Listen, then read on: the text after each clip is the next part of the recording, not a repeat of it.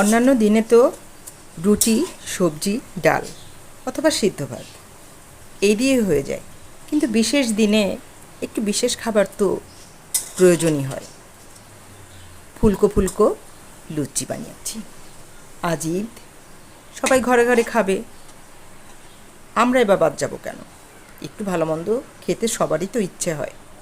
দেখো কত চমৎকার ফুলেছে আমার লুচিগুলো। ভেজে নিয়েছি লুচিগুলো। এই সুযোগে সবাইকে ঈদের শুভেচ্ছা জানাচ্ছি। By the way, welcome back to my channel Lipis Jelly Infotainment. বন্ধুরা, আজকে আর রান্নাবান্নার কোনো রেসিপি আনিনি। আজকে জাস্ট তোমাদের সঙ্গে একটা ব্লগ শেয়ার করছি।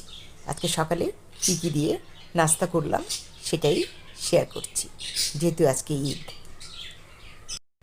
বন্ধুরা, আমার চ্যানেলে নতুন হলে কথা বলতে বলতে আর দেখতে দেখতে অবশ্যই সাবস্ক্রাইবটাও কিন্তু সেরে ফেলে, ঠিক আছে?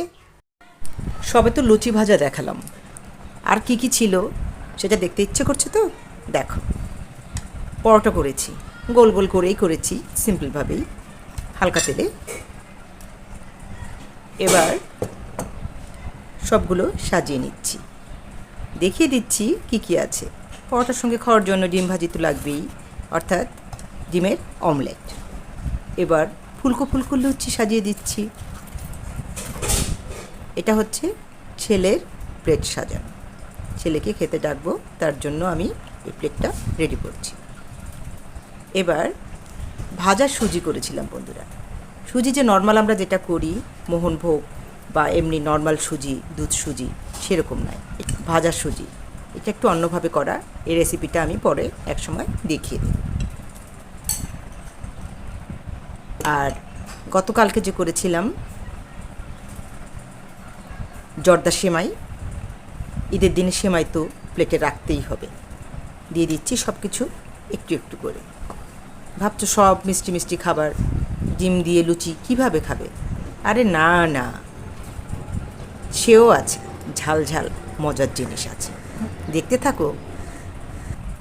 আগে তো আঙ্গুর পাতার বাটিটাকে সাজিয়ে নেই, তারপর এই সুন্দর বাটিটাতে সেই ঝাল ঝাল জিনিসটা দেব।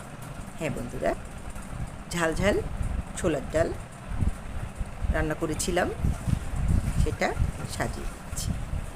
ব্যাস, তৈরি হয়ে গেল আজকের মজাদার সকালের নাস্তা।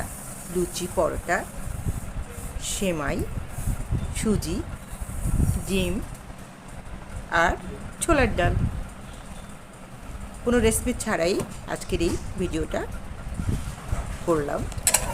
আশা করি ভালো লাগবে। ভালো লাগলে অবশ্যই লাইক, কমেন্ট, শেয়ার করো। আর বন্ধু হয়ে পাশে থেকে সাবস্ক্রাইব করতে কিন্তু একদমই ভুলো না, ঠিক আছে? আজ এই পর্যন্তই। পরবর্তী পর্যায়ে আবার চলে আসবে নতুন কোনো ভিডিও নিয়ে। সেই পর্যন্ত ভালো থেকো সবাই। টাটা, ঈদ মোবারক।